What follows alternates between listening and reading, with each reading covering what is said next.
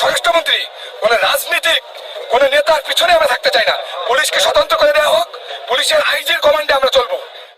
আমরা সরকারের অধীনে আর গোলামি করবো না। যারা এই জীবন পাঁচাটিকা করছে, যারা এই জীবন পাঁচাটি করছে, তাদের সাথে আমরা নাই। আমরা সুন্দর, নিরপেক্ষ এবং সুন্দর এটি পুলিশ বাহিনী করতে চাই। সেই অবস্থায় আপনাদের সবাই আমরা মর্মাহত। আমরা যারা পুলিশ বাহিনীতে যারা কর্মরত আছি, পুলিশ সদস্য, আমরা চাই নাই এরকম কাউকে আমরা মারতেও আসি নাই, আমরা মরতেও আসি নাই। আমরা আসছিলাম আমাদের পরিবারের স্বার্থে, আমাদের নিজেদের স্বার্থে। আমরা যে কাজটা এখন আমাদের হয়েছে, আমরা প্রত্যেকেই মানসিকভাবে বিধ্বস্ত, বিপর্যস্ত। প্রত্যেকটা পুলিশ সদস্য আমাদেরকে ব্যবহার করছে যারা, তারা আজকে দেশ পলাতক। আমাদের কোনো গার্জিয়ান ছিল না আমাদের আদারবাগে। যাই হোক, এখন পর্যন্ত নাই কেউ। একজন আসছে, আমাদের দাবি দেওয়া আছে কিছু, আমরা কথা বলবো, আমরা সবার সাথে কথা বলবো। কথা বলার পর আমরা বসবো। আমাদের যে জিনিসগুলো আমরা এতদিন থেকে আমাদের মুখের যে তালা লাগা ছিল, এই জিনিসটা আমরা এখন ভাঙছি। আমাদের মুখের কথাগুলো এখন আমরা প্রকাশ করব যে আমরা আসলে কিভাবে নির্যাতিত হয়েছি এই নিম্নপদস্থ কর্মচারীরা। এই জিনিসটা আমাদের এই প্রত্যেকের কথা, এটা আমার কথা না। আমরা যারা আছি রাজারবাগে, যারা অবস্থান করতেছি এখন পর্যন্ত, প্রত্যেকের, শুধু বাংলাদেশে যারা সকল পুলিশের কথা আমি বলতেছি, বাংলাদেশের সকল পুলিশ যারা আছে তাদের কথা আমি বলতেছি। আমার মনের কথা আমি মনে করি, প্রত্যেকটা পুলিশ সদস্যের বর্তমান মনের কথা। আমাদেরকে বিপদগ্রস্ত করে পুরো বাংলাদেশের কাছে আমাদেরকে ধ্বংস করে যারা পলাতক হয়েছে, তাদেরকে যাতে কোনোভাবেই দেশ চালানো করা হয়। আমাদেরকে যেভাবে ইউজ করা হয়েছে, এখন তো তার শিকার আপনারা দিয়ে দিচ্ছেন। কালকে প্রত্যেকটা থানায়, কালকে যে গণহত্যা চালানো হয়েছে 25 মার্চের থেকে ভয়ানক হয়েছে। সারা বাংলাদেশ যে গণহত্যা চালানো হয়েছে 25 মার্চের থেকে ভয়ানক হয়েছে। প্রত্যেকটা পুলিশ সদস্য আমরা কান্না করছি যে কেন আমরা তো মরতে আসি নাই ভাই, আমরা কাউকে মারতেও আসি নাই। আমরা কেন এটা শিকার হইলাম? আমরা কেন প্রথম, যদি এই আইজিপি যদি প্রথম বক্তৃতা দিত যে আমরা জনগণের বুকে আমরা গুলি চালাতে পারবো না, মাননীয় প্রধানমন্ত্রী বা রাষ্ট্রপতি আপনি একটা সিদ্ধান্ত দেন, তাহলে আমাদের এই পরিস্থিতি আজকে আসে না। আমাদের পুলিশের রাজনৈতিক দল স্বার্থ হাসিলের জন্য আমাদের ইউজ করছে। জানেন কারা কারা এগুলো করছে?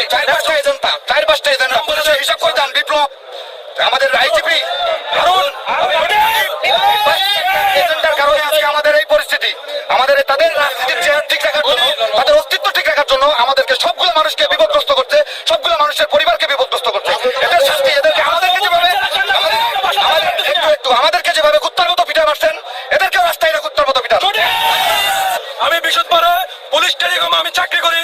ওখান থেকে বাসায় যাওয়ার পরে আমি বাসায় থাকতে পারি নাই। আমি 7 দিয়ে রশিদে অন্য সাথে পালাইয়া চলে গেছে। আজকে 3 দিন কোনো বাসায় যাইতে পারি নাই। আমার বউ বাচ্চার সাথে যোগাযোগ রাখতে পারি নাই। আমি এখনো ঢাকায় আছি। আমি 2 ঘন্টা হাইটা বাড্ডা থেকে আসছি। আমার জীবনের নিরাপত্তা, আমার পরিবারের নিরাপত্তা, যারা দেশ ত্যাগ করে চলে গেছে তাদের বিচার চাই। এবং কি আমার পুলিশ ভাইদেরকে যেভাবে নির্মম ভাবে হত্যা করা হয়েছে, তাদের যারা দেশের এই হারুন, ওই হাবিব, ওই মামুন, ওই মনির, যারা আমাদেরকে তাদের বিচার চাই। চলে গেছে বিচার দিয়ে গেলাম। কালকে যে ঘটনা ঘটে গেছে, এটা আমাদের সিনিয়র পুলিশ অফিসারদের একমাত্র ব্যর্থতা। আমাদের ভাইদেরকে যে আমরা হারিয়েছি, এটার একমাত্র কারণ হচ্ছে তারা ঘুষখোর, দুর্নীতিবাজ। ভাই, আমাদের মতো পুলিশ সদস্যরা যারা নিম্ন পদস্থ, তারা নির্যাতিত, তাদের কাছেও আমাদের কিছু করার থাকে না। আমরা ডিউটিতে যাই, আমরা হুকুমের গোলাম। আমরা যদি তাদের হুকুম না শুনি, তাহলে আমাদের চাকরি থাকে, আমরা সাসপেনশন হই। এই পরিস্থিতিতে আমাদের কিছু করে থাকে। আমাদের ছাত্রদের সঙ্গে কোনো বিরোধিতা নাই, দেশের জনগণের সঙ্গে আমাদের কোনো বিরোধিতা নাই। একমাত্র বিরোধিতা হচ্ছে আমাদের তাদের সঙ্গে। আজকে আমাদের পুলিশ জেগে উঠেছে, তারা স্বতন্ত্র চাই। আমরা কোনো স্বরাষ্ট্রমন্ত্রী, কোনো রাজনীতিক, কোন নেতার পিছনে আমরা থাকতে চাই না। পুলিশকে স্বতন্ত্র করে দেওয়া হোক, পুলিশের আইজির কমান্ডে আমরা চলবো। আমাদেরকে কোনো নেতা কমান্ড করবে না যে তোমরা বিএনপিকে ধরে নিয়ে আসো, তোমরা আওয়ামী লীগকে ধরে নিয়ে আসো। আমরা পুলিশ, আমরা কখনো চাই না বিতর্কিত হতে। আমরা জনগণের সেবা করতে চাই, মানুষের বন্ধু হতে চাই। আমাদের আস্থা আছে, আমাদেরও পরিবার বাইরে থাকে। আজকে আমাদের পরিবারের নিরাপত্তা নাই, আমাদের নিরাপত্তা নাই। আমাদেরকে মানুষের থুতু মারে। ভাই, আমরা তো 1 টাকা খাই না। আমরা আপনাদের জন্য জীবন দিচ্ছি। আমরা 71 সালে দিয়েছি এই রাজারবাগ থেকে, আমরা আবারও দিলাম। এত জীবন কেন দিলাম? শুধুমাত্র এই বিসিএস অফিসারদের কারণে।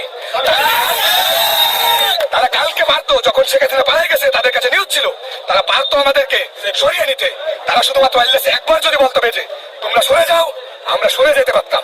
আমাদের এত পুলিশ নিহত হতো না। আজকে তাদেরই নির্দেশনের কারণে আজকে আমাদের এত পুলিশ তারা আহত হয়েছে, তারা নিহত হয়েছে।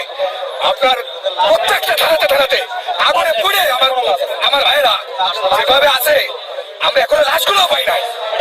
আমাদের ওই সিনিয়র অফিসাররা তারা লাশগুলো গুম করে ফেলেছে। আমরা